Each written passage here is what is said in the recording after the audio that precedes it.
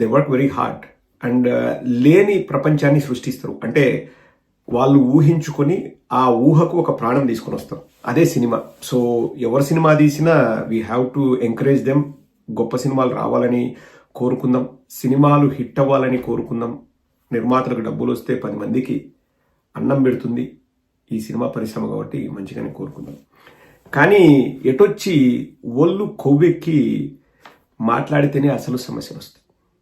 మరీ ముఖ్యంగా సినిమాలను కూడా రాజకీయాలకు వాడుకుంటూ అక్కడ కూడా మనకు ఛాన్స్ ఉంది కదా, జగన్మోహన్ రెడ్డి గారిని ఇరుకున పెడదామని ఓవర్ యాక్టింగ్ చేస్తూ మాట్లాడిన వ్యక్తుల పరిస్థితులు ఇప్పుడు చూస్తుంటే ఎంత దయనీయంగా ఆ పరిస్థితులు మారాయన్నది ఆలోచిస్తుంటేనే మనకు ఒక పక్క బాధ ఉంటుంది, ఇంకో పక్క నవ్వు వస్తుంది. ఏం చేయాలండి?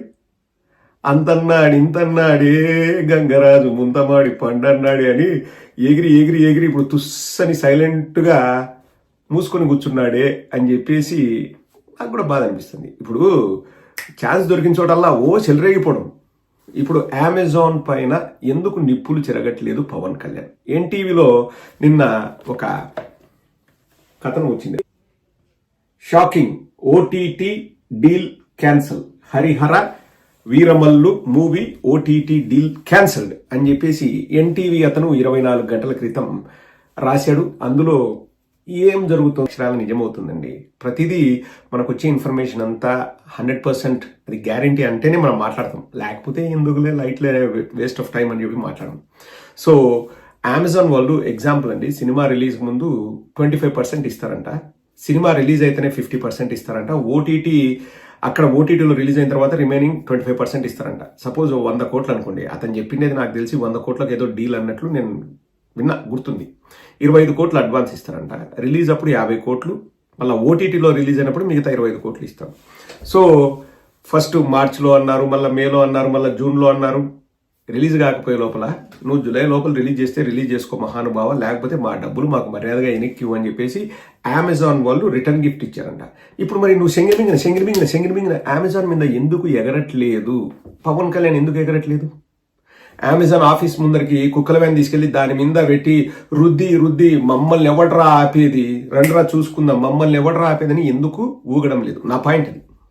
ఇప్పుడు సినిమా ఆడుతుందా, పోతుందా, గెలుస్తుందా, ఓడుతుందా, హిట్ అవుతుందా, ఫట్ అవుతుందా, అది కాదు నాకు అనవసరం. కానీ అందులో నటించిన నటుడు, నిజ జీవితంలో కూడా నటించిన నటుడు ఎందుకు అమెజాన్ ఆఫీస్ దగ్గరికి వెళ్ళి కుక్కల వ్యాన్ ఎక్కి రుద్ది ఎందుకు మొరగలే? అదే ఎగ్జిబిటర్లు అయితే తేరగా వస్తున్నారు కాబట్టి, అంటే సినిమా థియేటర్ ఓనర్లని నువ్వు రెచ్చిపోతావా? వాళ్ళ మీద ఆంక్షలు పెడతా అంటావా? వాళ్ళ థియేటర్లు తనిఖీ చేస్తావా? ఫస్ట్ నుంచి దెబ్బ పడింది థియేటర్ ఓనర్లకే. ఇప్పుడు కాదు, 20 ఏండ్ల నుంచి దెబ్బ పడుతున్నది థియేటర్ ఓనర్లకే. ఫస్ట్ పైరసీ వచ్చింది. పైరసీ రావడంతోనే వీసీఆర్లు అవి రిలీజ్ అవుతుంటే థియేటర్లకు వెళ్ళేది ఆగిపోయింది. అప్పుడు థియేటర్ దెబ్బ పడింది. తర్వాత ఈ టీవీలు వచ్చినాయి, ఈ టీవీ, జెమినీ టీవీ, ఆ టీవీ, ఈ టీవీ అని. వాళ్ళు థియేటర్లలో ఆడినన్ని రోజులు కూడా లేకోకుండా ఈ సినిమా వాళ్ళు టీవీ వాళ్ళకి అమ్ముకోవడం స్టార్ట్ చేశారు సినిమాల్ని. ఎవడైనా టీవీలో వస్తుందంటే ఇంకా మళ్ళీ సెకండ్ థియేటర్, థర్డ్ థియేటర్ ఉంటాయి చూడండి. అంటే ఇప్పుడు మండలంలో కానీ గ్రామాల్లో కానీ థియేటర్లు, ఇప్పుడు కొత్త సినిమా పెద్ద నగరాల్లో ఆడేటివి. అప్పట్లో చిన్న ఊర్లలో ఒక 6 నెలల తర్వాత, 8 నెలల తర్వాత రిలీజ్ అయ్యేటివి. సో ఎప్పుడైతే ఈ టీవీలు వచ్చినాయో ఇంకా చిన్న ఊర్లలో ఉండే థియేటర్లన్నీ మూతపడినాయి. అక్కడ థియేటర్ల ఓనర్లకి దెబ్బలు పడినాయా లేదండి?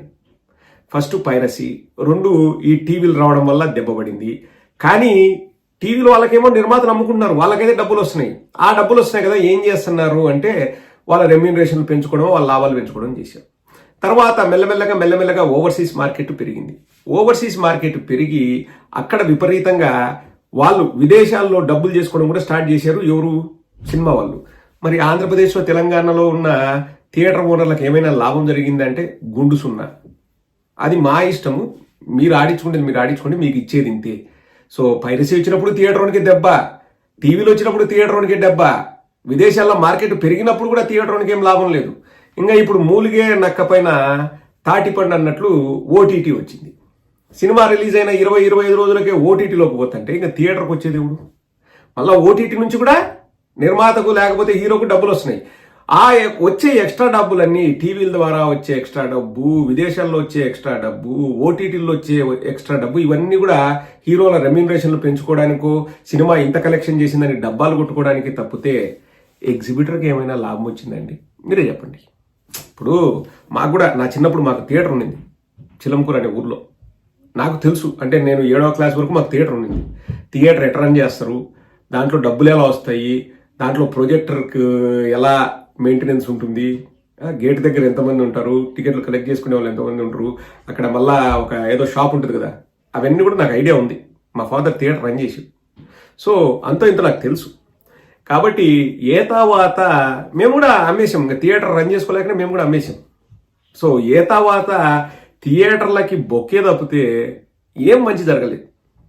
చివరికి వాళ్ళు ఏమన్నారు, ఒరే నాయన మేము ఈ బాధలు పడలేకపోతున్నాం, మా పిల్లలకు చదువు చెప్పించుకోలేకపోతున్నాం, మేము కుటుంబాన్ని పోషించుకోలేకపోతున్నాం, మాకు ఇబ్బందిగా ఉంది నాయన, మాకు పర్సెంటేజ్ ఇవ్వండి, ఇవ్వకపోతే గతి లేని పరిస్థితిలో ఇంకా మాకు గతి లేక మేము జూన్ 1 నుంచి బంద్ పాటిస్తాం అని వాళ్ళు చెప్తే, మా హరిహర వీరమల్లు వచ్చేటప్పుడు ఇవన్నీ చేస్తారని శంగిరిమింగిన ఎగిరినాడు. ఆ హరిహర వీరమల్ల 5 ఏళ్ల నుంచి వస్తుంది.